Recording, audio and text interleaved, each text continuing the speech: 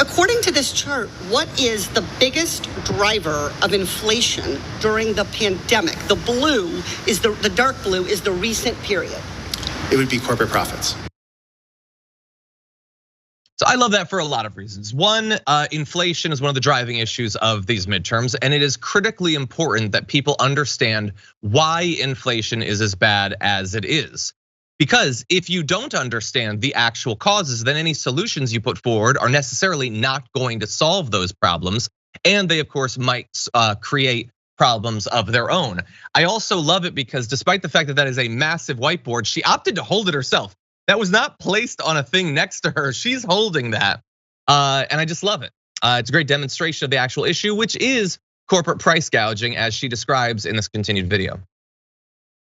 What's that percentage?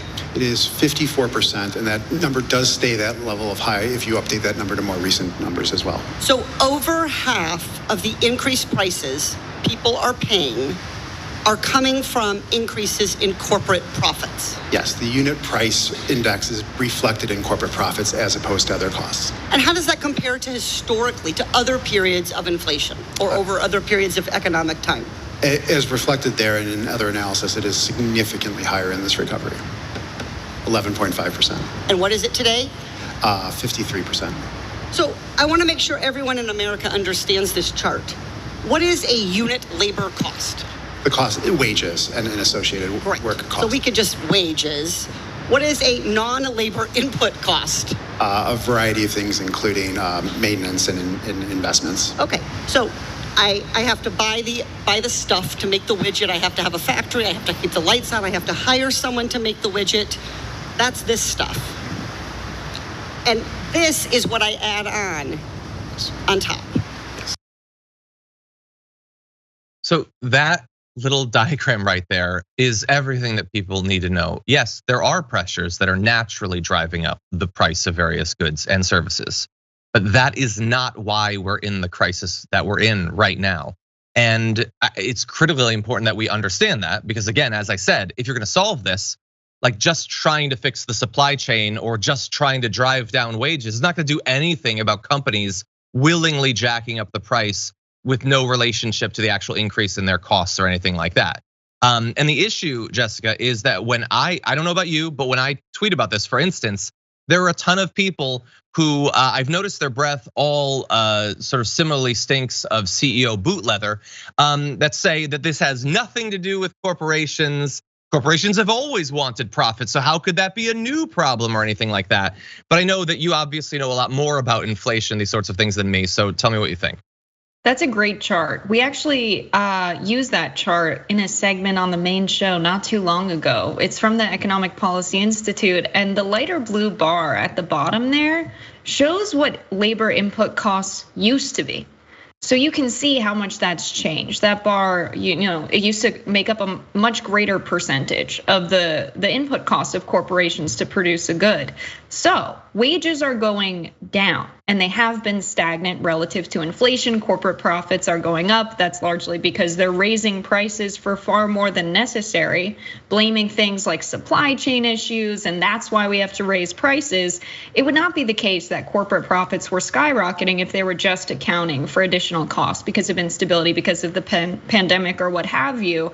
And then you have Jerome Powell saying stuff like, well, labor's a little bit too strong right now, the labor market's imbalanced.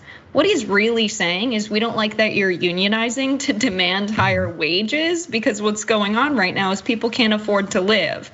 And so for the solution to be to raise interest rates to make more people unemployed when corporations are experiencing record profits, it's so backwards. And it's good we have someone who's using these charts on the floor of Congress to make it really clear to people in power that that's precisely what's going on. Yeah, look, I think that was a great explanation of it. You know, obviously you have a background and training in this. I'm going to be far less eloquent and say it is so weird to me that people are acting in a way that I'm only intelligent enough to come up with the concept of being an economic cuck. Like they're being effed over by these CEOs, and they fight back against you if you point that out. They say they don't want their prices to be high, but when you explain to them why the prices are so high, Their instinct is not to defend themselves, but to defend the people who are screwing them over. And I find that to be so incredibly weird. One would think that that chart would be all that it takes to open someone's eyes, or if not just that, then show them how much corporate profits have gone up. Again, not revenue, profits. Their profits are at record levels. Why is that if they're only raising prices because something trains, something stimulus check 2 years ago? The profits would not be higher in that case. And yet the people that we're desperately trying to save, some of whom are rich and they don't mean any of what they say online or whatever, but there's plenty of regular people, lots of regular conservatives who probably are feeling a lot of economic pain, and they're doing everything they can to stop you from helping them to address that. Because I guess we could jump ahead a little bit to what people like Bernie Sanders are saying.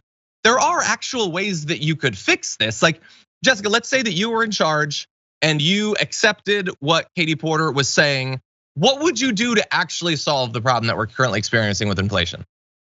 Specifically with gas prices and oil prices, like a lot of inflation is driven by high fuel costs because everywhere in the supply chain, you've got to transport goods from where they're created to where they're sold. It leads to price increases everywhere else. So let's start there. You need a negative externality tax, number one, because what they're selling is something that causes carbon emissions to go up, which is going to make our planet unlivable, and they're profiting off of it. A negative externality tax says, okay, you're selling a product that does damage to the environment and people around you. So guess what? You have to pay a part of those profits to address the damages done. But also, you can put a cap on prices. You can put price controls on the cost of fuel in the country.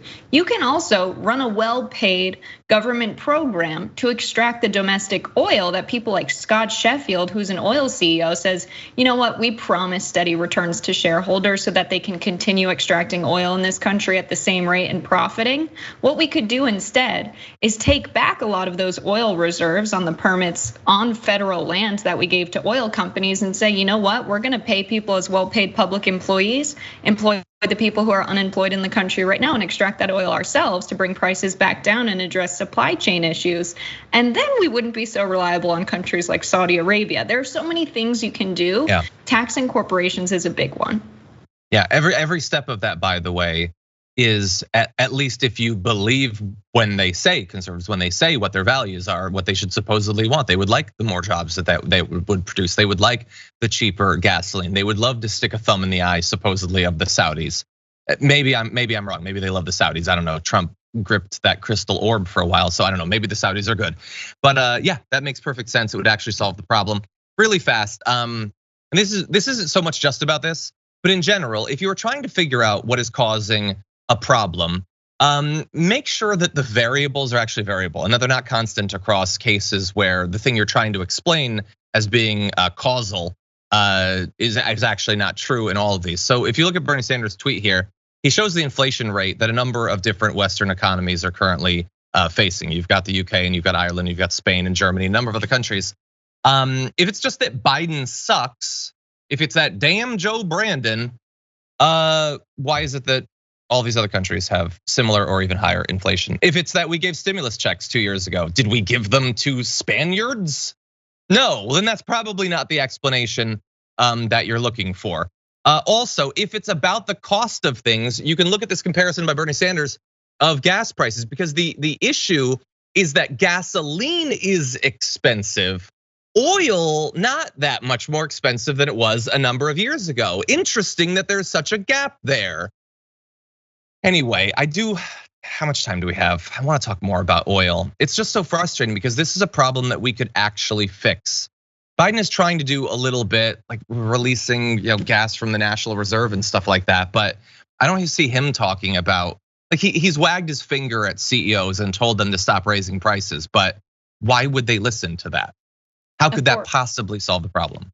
And all of the stock buybacks they're doing. Like, you have so much extra profit that you're buying back your own stock to inflate the price and increase returns to shareholders. And if you're like a regular person in the United States who has to drive to work, what you said earlier, John, is huge. Why are these people listening to conservatives, listening to Fox News hosts, and even listening to people who aren't very clearly pointing out that corporate profits are the reason for inflation? It's like, would you trust a used car salesman who doesn't have your best interests in mind?